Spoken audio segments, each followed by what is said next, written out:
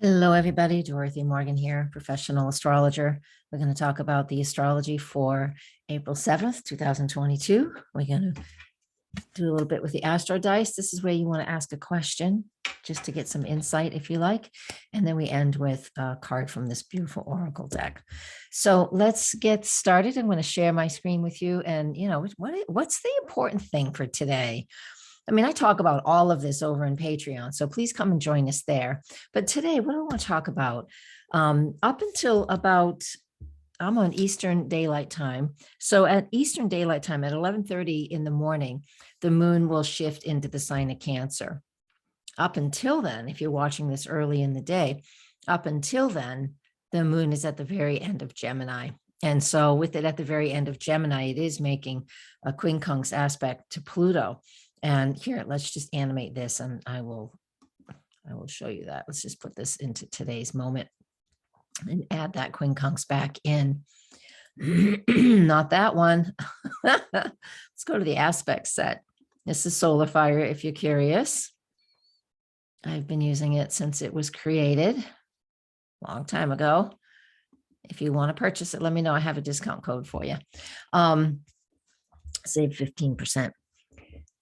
Here's what it looks like just at the moment that I'm recording this. I'm recording this at 9:30 in the morning on Eastern Daylight Time on the 7th.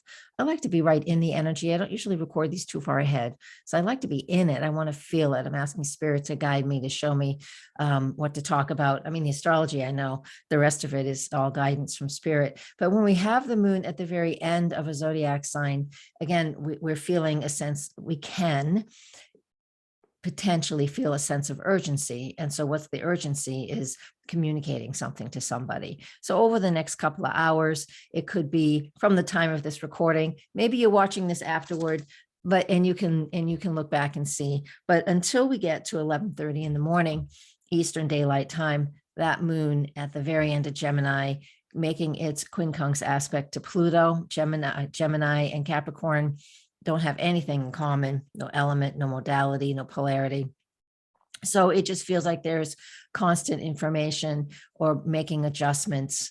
I've just been back and forth on a text with somebody about something that, got to cancel this plan because of this, and we're going to try and do that later. And so just making adjustments. It's no big deal. It's easy peasy.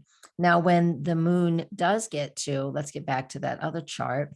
When the moon does get back and moves into the sign of Cancer, you can see it's very much out of bounds. It's out of bounds in Gemini as well. You can tell right here, it is high north. So if at night, the way you can see this, especially if it's not cloudy, but we've had some pretty cloudy days and nights lately, you can see where the sun sets, and then you can see where the moon sets, and it sets even further north than where the sun is.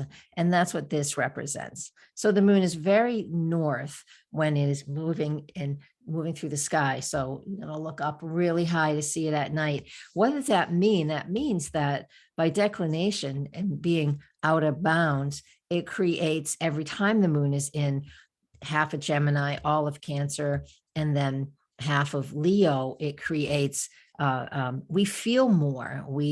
There are extreme emotions. Now it can, there's nothing wrong with having extreme emotions, extreme love, extreme sadness. The emotional component of the moon being out of bounds definitely has, it just adds to the energy of what that moon in that sign represents. And again, the Gemini is the need for communication, especially with family, moon, family. Gemini, communication. Now that it's in the sign of Cancer, that's also family, because this is the moon's natural sign. I'm loving it. So extreme care and nurturing of yourself. That's something that we can do when the moon is high out of bounds and in the sign of Cancer. It does this every month for a while now. I haven't looked up to see when the out of boundsness of the moon in Cancer and Capricorn ends. However, it's going on for quite a while to come. So anytime the moon's in Cancer, extreme nurturing. I mean, really, what does that mean to you? It's like spend a lot of time alone, take baths, all those things that make you and help you to feel comforted, All right. So that's what I wanted to talk about today.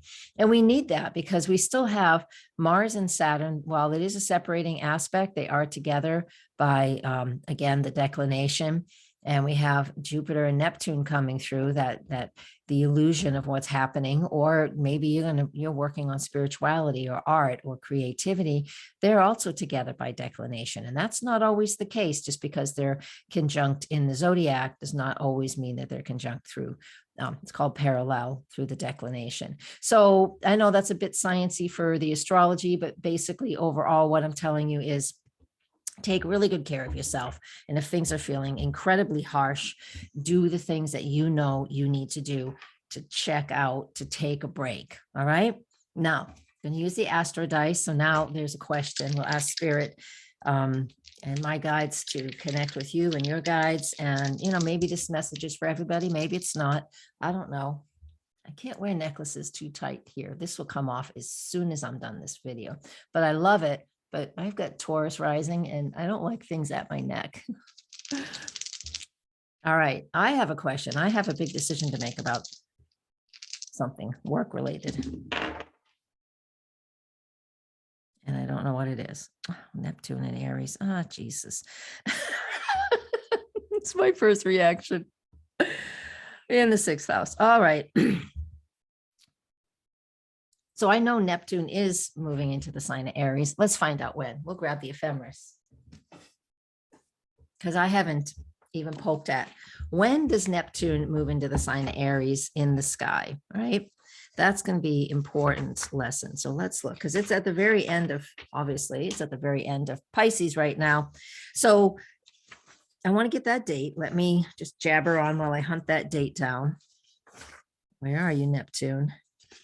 Pokes in, not till we get, really no, 2025. It's a long time away. So I don't know what the significance of March 2025 is for anybody out there. I'll have to process and think about it myself for my own personal question. Neptune and Aries in the 6th house. So that's about work. Neptune is, the spiritual work you may do. This kind of work, this is astrology. That's not really Neptunian, but the working with spirit, which is what we're doing right now, working with spirit, working with your dreams, your hopes, your dreams. Jupiter, Neptune is really, they're together. I just mentioned that in the sky, been going on for quite some time now. So this tells me that the potentially is to take action, Aries, in something that you can do, just little steps, little steps. It's like, I've been reading this again, Leveraging the Universe by Mike Dooley. And in here, there's something, it's just like, he tells you just to put things out to the universe and then leave it alone. However, we still have to take little steps, because he does talk about that. Just after that one chapter, he goes right into the next. We have to take little steps, and that's the 6th house energy. What can I do daily to make a dream come true?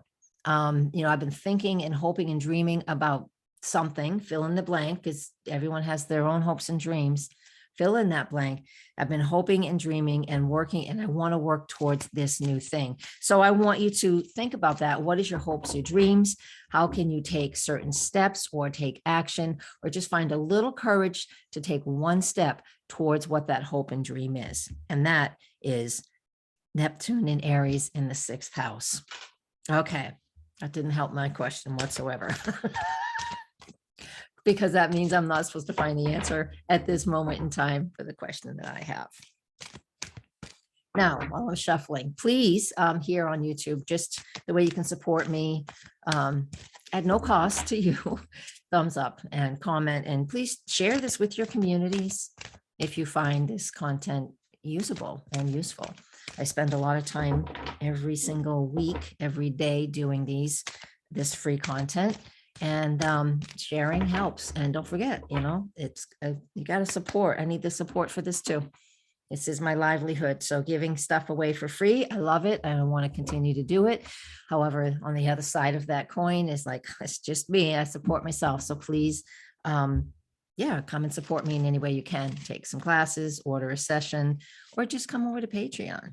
Lots of little things you can do any way you want. All right. Sacred Mountain and Shipshape. Shapeshifter, shapeshifter, shapeshifter. You can be whatever you want. All right, we're going to start with that one. You can be whatever you want. Again, when we come into a card like this, it's nighttime. The moon is up.